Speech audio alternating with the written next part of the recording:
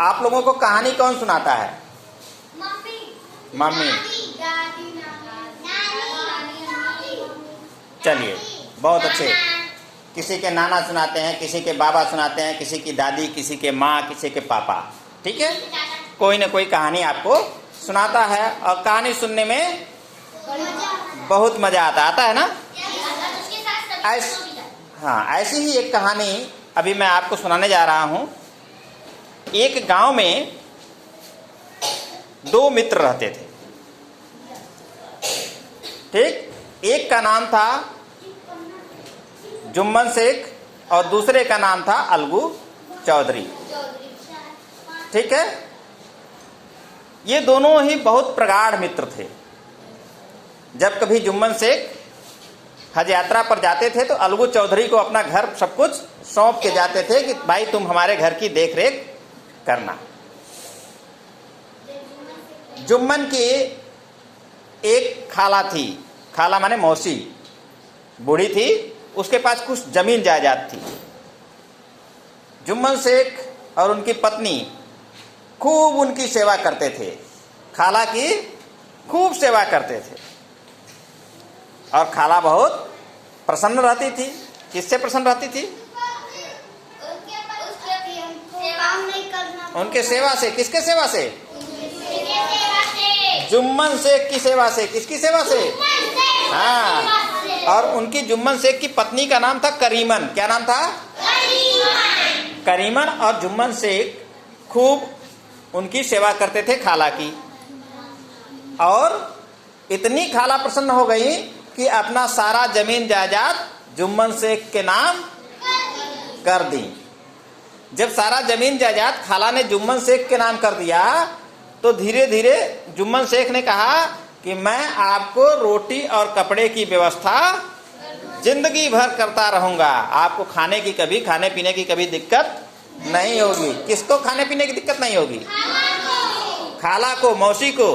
ठीक है, मौसी भी खुश हो गई, भाई चलिए क्या बात है, हमको क्या करना है, बुढ़ापे में 2 रोटी मिलेगा, कपड़ा मिलेगा, बस मस्त। उसके बाद जब उन्होंने सब कुछ अपना बैनामा कर दिया तो कुछ दिनों के बाद क्या हुआ कि जो करीमन थी, करीमन कौन थी? किसकी पत्नी? हाँ, जुम्मन शेख की जो पत्नी थी करीमन, अब वो जो है जब खाला को रोटी देने जाती तो उनको ताना मार देती, ए पुड़िया कुछ करे के ना, धरे के ना, जो है आके बैठ के खाली खाती आटी। हाँ, ऐसे कुछ ना कुछ उसको बोल देती थी। तो जब बोल देती थी तो खाला को गुस्सा आता था, उनको दुख होता था कि बताइए हमने सब कुछ अपना इनको दे दिया और उसके बाद ये लोग इस तरह से कर रहे हैं। इन्होंने वादा भी किया था कि हम रोटी कपड़ा आपको कभी घटने नहीं देंगे, हमेशा प्रसन्न रखेंगे। तो एक दिन ये बात जो है जुम्मन शेख से कहती हैं खाला कि ऐसी ऐसी बात है और बेटा मुझे रोज कुछ न कुछ सुनाती हैं। तो जुम्मन शेख कहते हैं कि कुछ नहीं बोलते हैं। ठीक, तो फिर खाला के साथ वही व्यवहार होता है। खाला एक दिन जुम्मन शेख से कहती हैं कि बेटा ऐसा है, तुम मुझे पैसा दे दिया करो, मैं अपने हाथ से बना खा लूंगी और मुझे रोज सुनने की आदत नहीं है, मैं बहुत थक गई हूं सुनते सुनते ताने।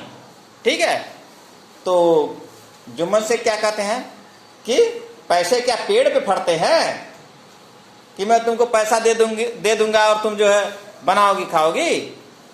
खाला को गुस्सा आ जाता है। खाला कहती हैं कि तुमने हमसे वादा किया था कि तुम हमें खाने पीने की व्यवस्था करोगे, कपड़े दोगे और पैसे भी दोगे, तो अगर तुम नहीं दिए तो मैं पंचायत बैठाऊंगी। अब जुम्मन से सोचते हैं कि क्या होगा, अब तो हमारे नाम सब हो ही गया है, अब खाला पंचायत बैठा क्या करेंगी। जुम्मन से कहते हैं ठीक है जा बैठा दिया है।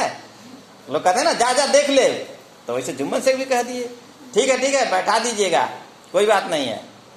उसके बाद अगले दिन खाला जो है पंचायत बुला लेती हैं। पंचायत बुलाती हैं तो ये होता है कि पंच किसको नियुक्त किया जाए, हाँ सरपंच किसको नियुक्त किया जाए। तो अब इसको लेकर के, सरपंच को लेकर के खाला में और जुम्मन शेख में कहासुनी होने लगता है। फिर खाला कहती हैं अच्छा चलो ठीक है, तुम जिसको कहोगे उसी को मैं सरपंच मान लूंगी। तो वो कहते हैं जुम्मन शेख नहीं आप ही बताइए। तो खाला कहती हैं अच्छा चलो अलगू चौधरी जो उनके मित्र रहते हैं जुम्मन के, कौन मित्र रहता है? अलगू चौधरी। तो कहती हैं अलगू चौधरी को तो मानोगे ना? तो बहुत प्रसन्न होते हैं अंदर अंदर जुम्मन शेख, कहते हैं अरे अब तो हमारा मितव्य जो है सरपंच बन गया, तो हमारे पक्ष में जो फैसला सुनाएगा। तो अलगू चौधरी सरपंच बन जाते हैं और फिर शुरू होता है जिरह। तो अलगू चौधरी जब सरपंच बनते हैं तो खाला कहती हैं कि सरपंच तो न्याय का देवता होता है, वो किसी के पक्ष में निर्णय नहीं लेता है, सरपंच तो सर्वोपरि होता है। उसके बाद जिरह शुरू होता है। जिरह शुरू होता है तो अलगू चौधरी फैसला सुनाते हैं। अलगू चौधरी जब बातें पूछने लगते हैं जुम्मन शेख से तो जुम्मन शेख घबरा जाते हैं और फिर अलगू चौधरी कहते हैं कि आपने वादा किया था कि आप रोटी कपड़ा दोगे। किसको? खाला को। किसको दोगे? खाला को दोगे। अगर नहीं दोगे तो ये जमीन की जो रजिस्ट्री कराए हो वह रद्द समझी जाएगी, मतलब वो निरस्त हो जाएगा, फिर खाला का जमीन खाला को मिल जाएगा। इनको बहुत जैसे सांप सूंघ जाए। ये सोच रहे थे कि हमारे पक्ष में फैसला देगा, लेकिन उसने तो सही निर्णय कर दिया। अब सभी लोग जुम्मन अलगू चौधरी की खूब बड़ाई करने लगे, भाई बहुत अच्छा फैसला दिया, बहुत अच्छा फैसला दिया। लेकिन जुम्मन शेख के दिल पे तो सांप लौट रहा था कि कब ये मौका मिले इनसे हम बदला लेंगे। ठीक, तभी अचानक उनको मौका मिल भी गया। अलगू चौधरी के पास 2 बैल थे। हाँ, 2 बैल थे। बैल की एक जोड़ी थी जिससे वो अपनी खेती बाड़ी करते थे। एक दिन अचानक उसमें से एक बैल किसी कारण से मर गया। मर गया तो उनके पास एक ही बैल बचा। अब वह बैल जो है, समझू साहू नाम का एक और व्यक्ति उसी गांव में रहता था, उसने उस बैल को खरीद लिया उधार में। कहा कि दे दीजिए, हम आपको पैसा बाद में दे देंगे। अलगू चौधरी कहे भाई ठीक है, 1 कठ बैल बा, ले जा, अपन जोते हैं होते हैं। उसके बाद वह बैल लेके गया और अब बैल को खिलाना न पिलाना और खूब जोतना। एक दिन इतना सामान लाद दिया कि बैल बेचारा पछाड़ खा के गिर गया, और वहीं गिरा तो वो उठा ही नहीं, मर गया।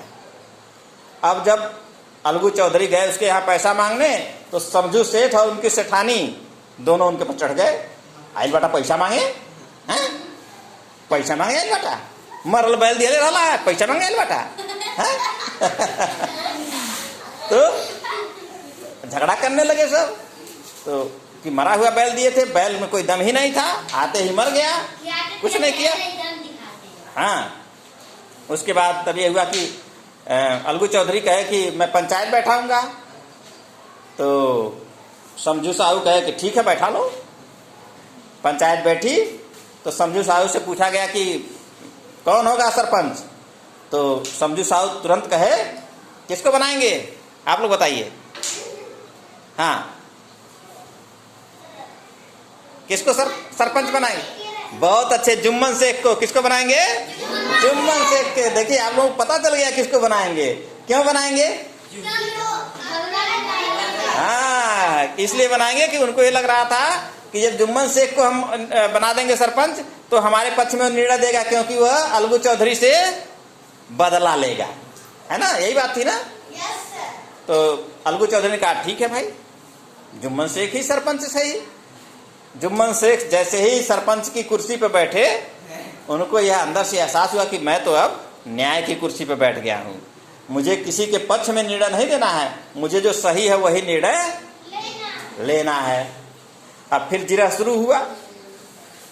तो जिरह शुरू हुआ तो अंत में किस निर्णय पे पहुंचे लोग कि जुम्मन शेख ने कहा कि समझू साहू, जिस समय अलगू चौधरी ने आपको बैल दिया था उस समय बैल में कोई दिक्कत नहीं थी, बैल पूरी तरह से स्वस्थ था, आपने उसके खाने पीने की व्यवस्था नहीं की और उसको जोतते रहे, जिसका परिणाम ये हुआ कि बैल मर गया।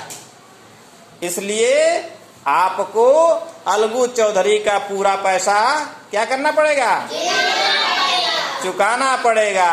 इस तरह से जब फैसला हुआ तो अलगू चौधरी के आंखों से आंसू छलक पड़ा और वो दौड़ करके गए। दोनों मित्र एक दूसरे के गले मिल गए, आंसुओं से मल का मलाल जो है धुल गया। और इस प्रकार से दोनों दोस्त एक बार पुनः मिल गए। तो हमें क्या शिक्षा मिलती है इस कहानी से?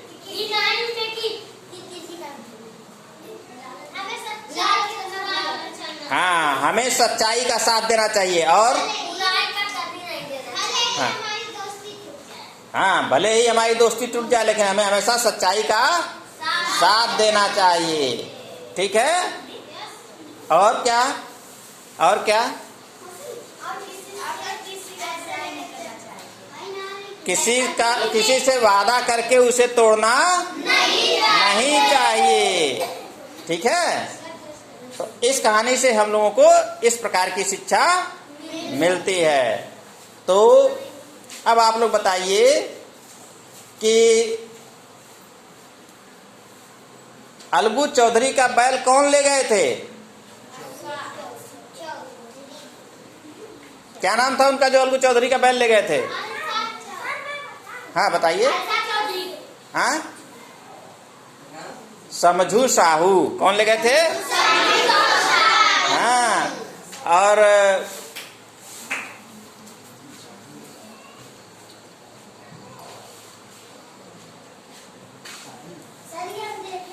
देखे हैं